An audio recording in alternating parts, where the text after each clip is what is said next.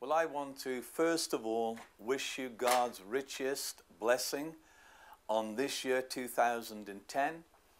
And I'm asking God for you that you will align yourselves with heaven and all that He is wanting to pour into your life in these days.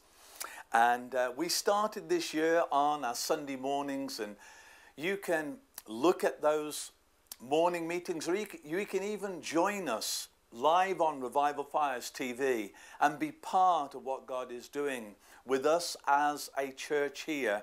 And also, if you're connected with us through your links with Revival Fires, then you're already partnering with us. And I want you to really move into all that God has for you in these days.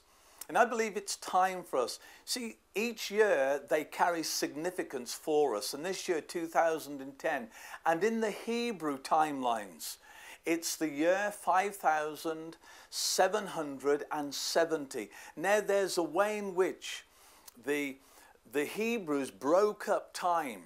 And it's very simple. I just want to give you a taste, because you can download this whole message where I go into it in some depth. But what they do is they take the numbers and they just simply add them together. So 5 plus 7 equals 12. And there's significance in 12. And then there's 7 plus 0, which equals 7. And I believe there's, again, significance in that. And then you just add those two numbers together, which brings you to 19. 1 plus 9 equals 10.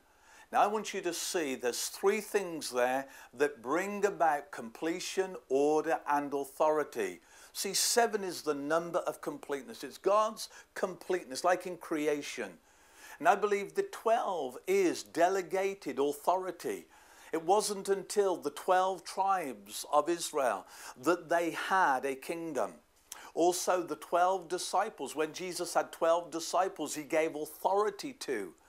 And also, 10 is the order of arrangement, where you have the commandments, the 10 commandments. It's order of arrangement, God arranging things into an orderly completeness. And so there's things that are different. I believe that we are moving into the order of heaven in these years of 2010.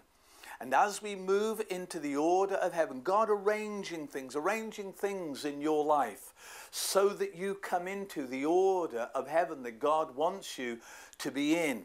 Because that's going to prepare you for 2011.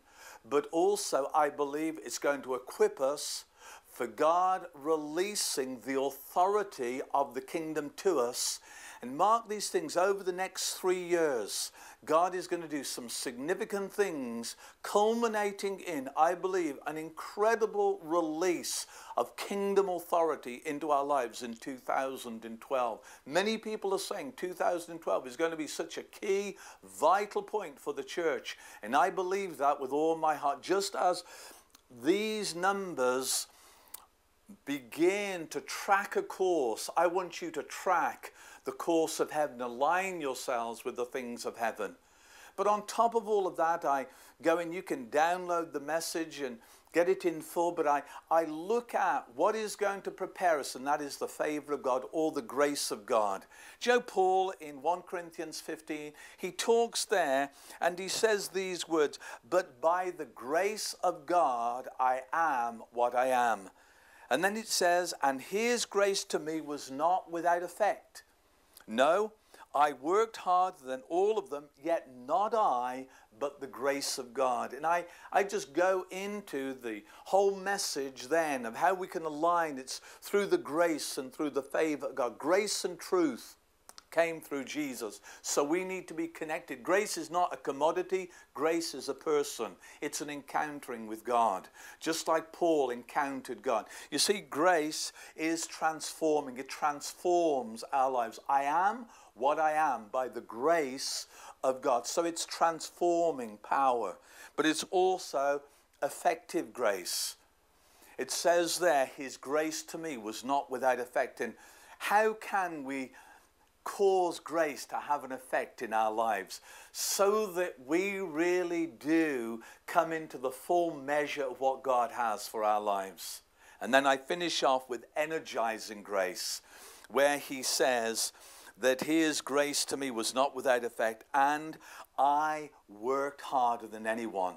See, it's not a case of works, it's a case of grace working in us and grace working through us. And I want you to really come into alignment with heaven in this year, where God orders and arranges your life so that you can come into the fullness of what he has for you, culminating in 2012. I think we need to have, and I'm going to be talking in the weeks ahead and talking about time horizons, prophetic time horizons. And you can continue to follow me through this whole train of aligning ourselves with heaven.